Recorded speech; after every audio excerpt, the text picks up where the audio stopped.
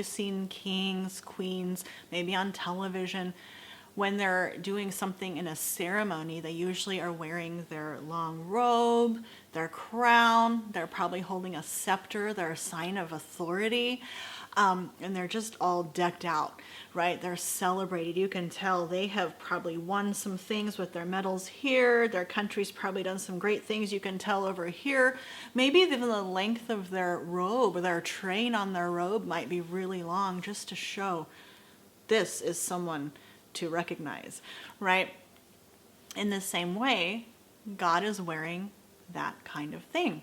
So, and I just wanted to talk about Isaiah right now. He was able to kind of see into the heavenlies. Isaiah 6:1, he talks about what he saw. He saw God sitting on his throne, high and lifted up.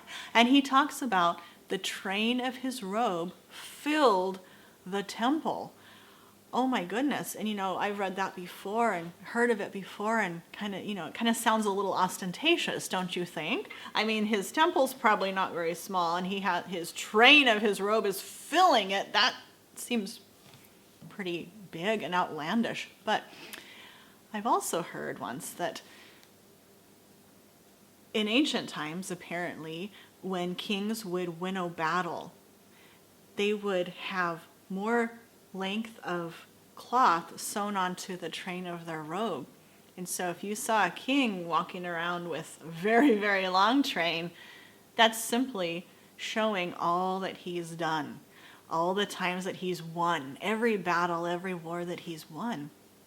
So when you think about it, if God's train that he wears is long and it fills his temple, it's simply proof to us that he has won every battle that he's gone into. He's won it all. And the Bible talks about that over and over again. He has won everything. He's won every battle. He's given it to us, and he gives us the victory every time. So every time we give him something,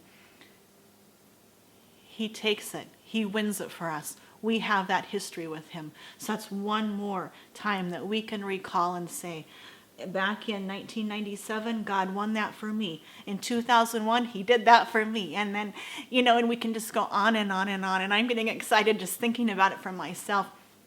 It doesn't take very long about talking about God's exploits, what he's done in our lives already. His presence just comes right in.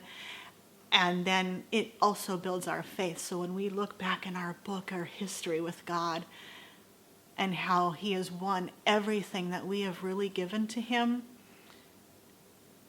it helps us to remember that the thing that we're facing right now, whatever that is, whatever's in your life right now, trying to stand in your way, it's nothing to him.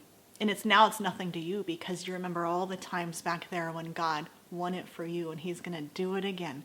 So just remember that. The God we serve, his train fills his temple. Who can be, with God before us, who can be against us? And we're created in his image.